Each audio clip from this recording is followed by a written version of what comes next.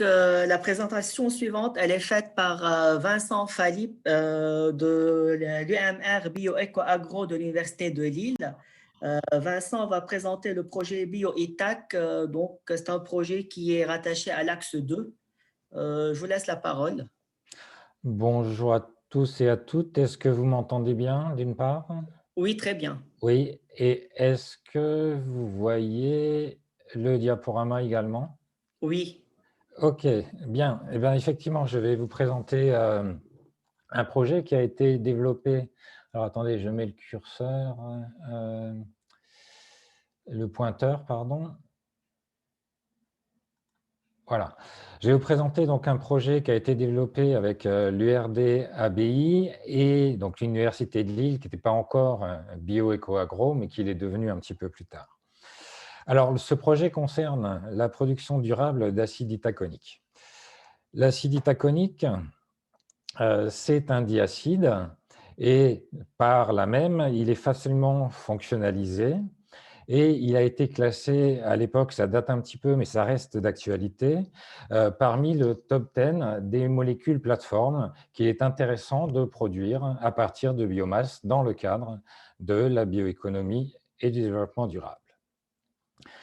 Alors, molécules plateformes donc, avec différents dérivés par addition ou polymérisation, capables d'atteindre des marchés, comme vous les voyez ici, de la construction par exemple. Ce sont des produits tels que les peintures, les revêtements, mais également des polymères biodégradables pour l'emballage. Alors, ce marché est en progression ces dernières années. Et la production est aujourd'hui réalisée au niveau industriel par fermentation liquide en utilisant un champignon qui est Aspergillus terrus. Alors, il s'agit donc déjà de bioproduction. Donc, où est le problème finalement par rapport à la durabilité de cette production? Eh bien, c'est que cette production utilise des milieux de culture avec des produits qui sont raffinés et en particulier avec 180 grammes par litre de glucose. Et des travaux ont été menés d'abord à Reims puis à Strasbourg pour réaliser cette production d'acide itaconique en fermentation solide et submergée. Donc à la fois, ces travaux à Reims et à Strasbourg ont montré la faisabilité du concept de la production d'acide itaconique dans ces conditions, donc submergée et solide, mais la productivité restait très en deçà des paramètres, des procédés industriels optimisés.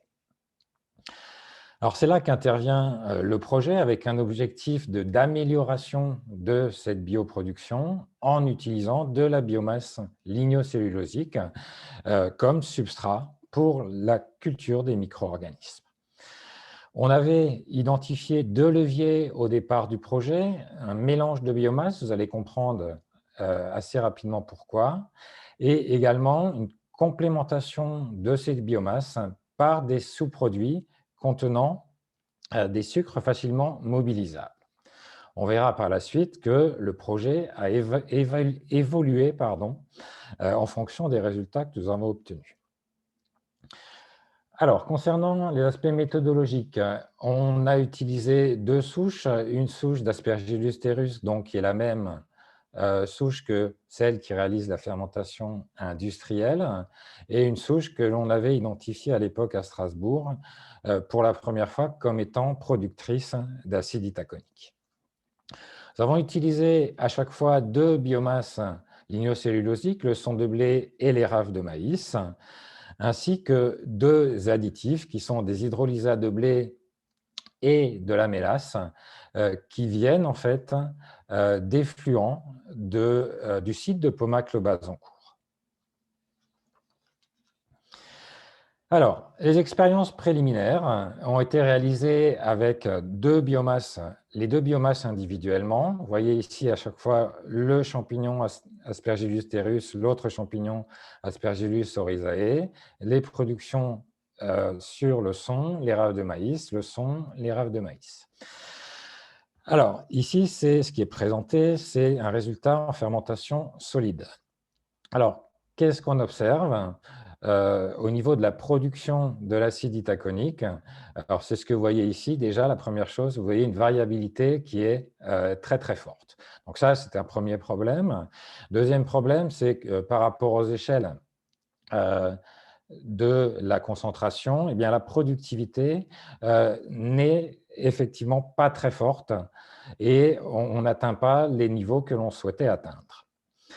Une remarque, cependant, un constat relativement fort, c'est que l'acide itaconique est produit essentiellement sur les rafles de maïs, beaucoup moins sur le son de blé, alors même que, même si ce n'est pas représenté sur la diapo, la croissance est beaucoup plus forte sur son de blé. Donc, c'est la raison pour laquelle nous avons mis en place une stratégie pour réaliser des mélanges des deux biomasses.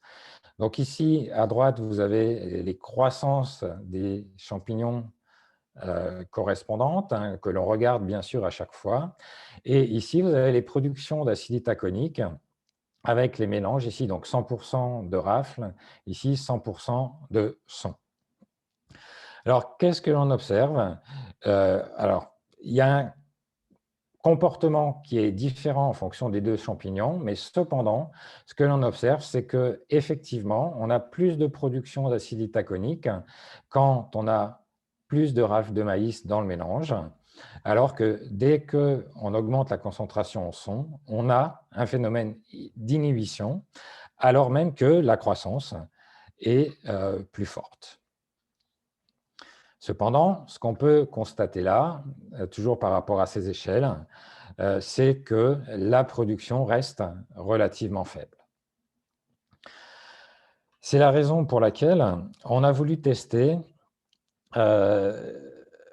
l'addition de sucre facilement mobilisable, hein, puisque dans les additifs que l'on a présentés tout à l'heure, c'est du glucose et du saccharose qui sont présents. Et sans rentrer dans les détails, en faisant la même expérience, on s'aperçoit que les rendements, la productivité restent encore faibles. Donc, ce qu'on a souhaité faire, c'est les mêmes expériences en fermentation au milieu solide cette fois. Et ce qu'on observe également, on observe les mêmes tendances que précédemment, mais surtout, pas d'apport bénéfique des effluents. C'est-à-dire que même si on a des sucres facilement mobilisables, on n'a pas une production d'acide itaconique importante. Donc là-dessus, on était un petit peu inquiet par rapport au déroulement du projet et on a formulé deux hypothèses par rapport à ça. La première serait que l'acide itaconique serait potentiellement toxique pour le champignon. La deuxième, qui serait produit éventuellement lors de la fermentation, mais consommé par la suite. La première hypothèse de la toxicité est relativement peu probable quand on observe que, avec notamment Aspergillus styrus, la croissance est importante et n'est pas perturbée par la grande concentration d'acide itaconique produit. Deuxième chose, dans nos expériences, même si la production est relativement faible, eh bien, la croissance se poursuit, quelle que soit cette concentration en acide itaconique. Donc, la deuxième hypothèse est plus plausible. Alors, simplement, quand on regarde le métabolisme de l'acide itaconique, ici vous reconnaissez une partie du cycle de Krebs, l'acide itaconique est produit à partir du 6-aconitate avec l'action simplement d'une seule enzyme. Chez les champignons, jusqu'à présent, c'était connu, ce métabolite, pour être accumulé, produit et accumulé dans la cellule. Simplement, ce que vous pouvez regarder à droite, c'est qu'il a été identifié récemment, et on l'a finalement appris au cours du projet, qu'il pouvait y avoir également du catabolisme de l'acide itaconique par deux voies principales.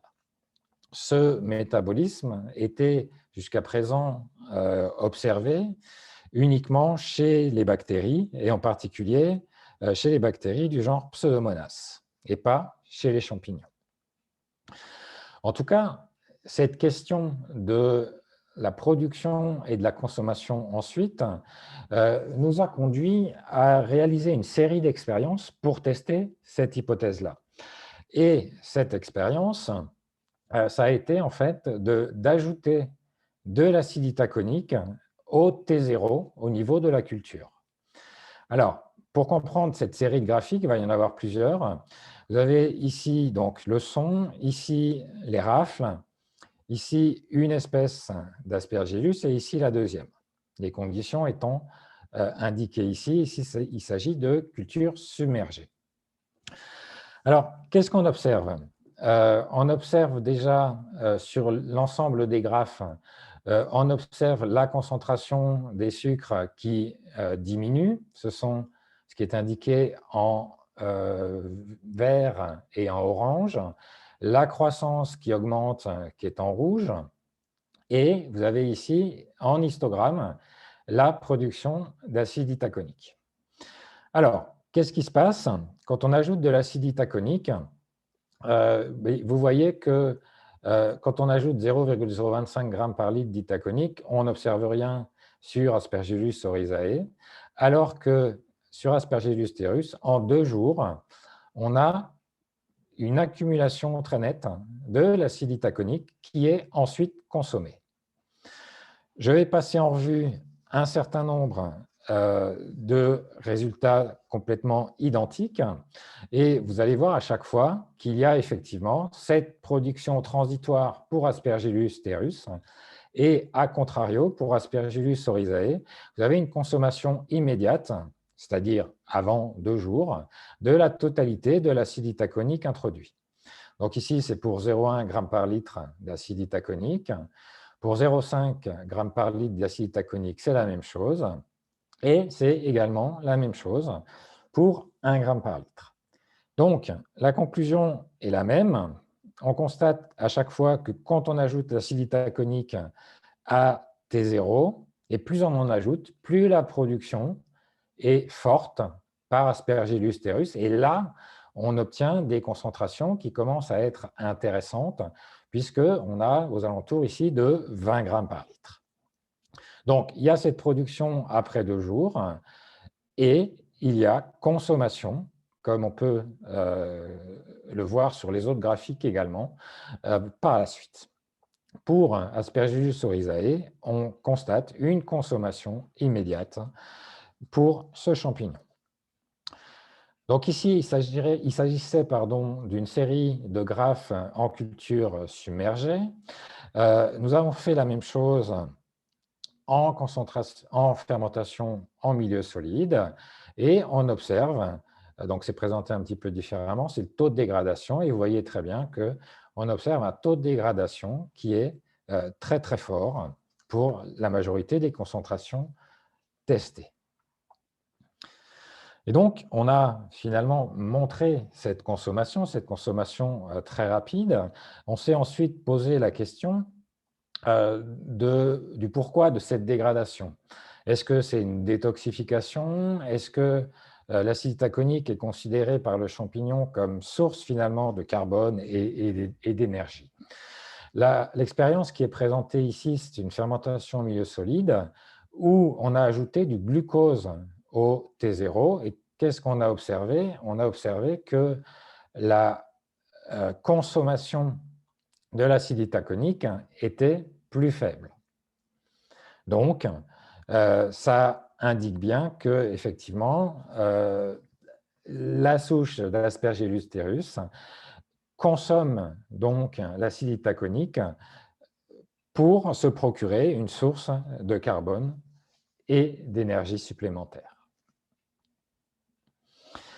Alors, concernant les conclusions, eh bien, du fait de la survenue de cette problématique de la consommation, les expériences n'ont pas été finalisées complètement pendant l'ensemble du projet. On constate quand même que l'acide itaconique est produit en fermentation submergée et solide, mais est ensuite consommé très rapidement par le champignon. Le point le plus positif par rapport à cela et cette production durable d'acide itaconique, c'est que quand on ajoute au T0 un petit peu d'acide taconique, on aperçoit donc une potentialisation de cette production avant la consommation.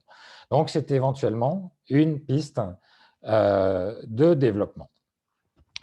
Alors, concernant nos travaux sur l'acide taconique, eh bien, pour être franc, et je vais vous l'expliquer sur la diapo suivante, on s'est consacré à d'autres sujets pour notre collaboration, mais en discutant récemment avec Michel Lopez, donc de l'URD ABI, il m'a mentionné qu'il y avait eu donc chez eux un recrutement d'une personne dédiée donc à la fermentation en milieu solide, et ça nous permettra de relancer ces discussions pour les suites à donner à ce projet éventuellement. Une petite diapo très rapide sur les retombées par rapport au projet. Donc, comme je viens de vous le signaler, on continue à collaborer. On se voit d'ailleurs lundi à Reims. Et on a élargi notre consortium avec donc l'UTC et le groupe Soufflé. Et on a déposé donc conjointement un projet ANR en 2019 qui malheureusement n'a pas été retenu. Et comme je le mentionnais tout à l'heure, on a une journée de réflexion, de discussion lundi prochain, le 5 juillet, pour essayer de voir s'il y a lieu de déposer une autre ANR ou alors d'autres projets. Retombée également importante, ce sont 2 stages de M2 qui ont été donc positifs, puisque les 2 personnes sont aujourd'hui ingénieurs respectivement à Neuilly-la-Salle et en entreprise, donc c'est assez intéressant. Et d'autre part, nous avons sur un autre projet lancé une thèse en co-tutelle avec l'Université de Lille et AgroParisTech, qui est aujourd'hui donc à la moitié de son parcours de thèse. Et on travaille beaucoup donc en collaboration, notamment pour des comités de thèse internes que l'on fait tous les 6 mois. Ben voilà, c'est tout ce que je voulais vous dire. Je vous remercie beaucoup pour votre attention. Merci Vincent. Est-ce qu'il y a des questions?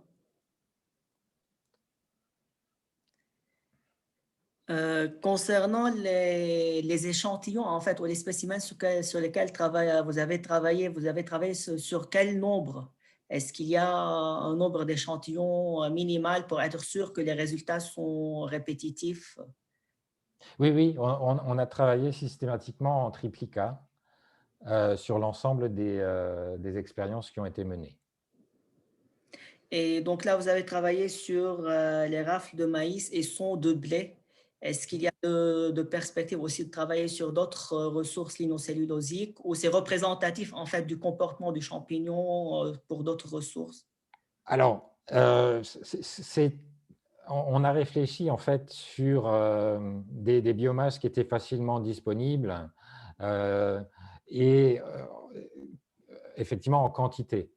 Maintenant, alors j'ai beaucoup travaillé sur la fermentation en milieu solide, sur différentes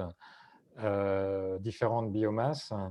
Et la question est pertinente parce que effectivement, comment dire, on observe une variation de comportement qui est assez nette en fonction de la biomasse qui est mise à disposition du champignon. C'est-à-dire qu'il y a des signaux qui sont très très fins. J'ai beaucoup travaillé sur la production d'enzymes notamment, et pas seulement d'acides organiques. Mais sur la production d'enzymes, quand vous changez de biomasse, eh bien, on a vraiment des signaux très différents qui montrent un protéome notamment extrêmement différent. Donc, c'est envisageable, oui. On ne l'a pas fait parce que c'est un choix que l'on a fait au départ du projet. Merci. Est-ce qu'il y a d'autres questions?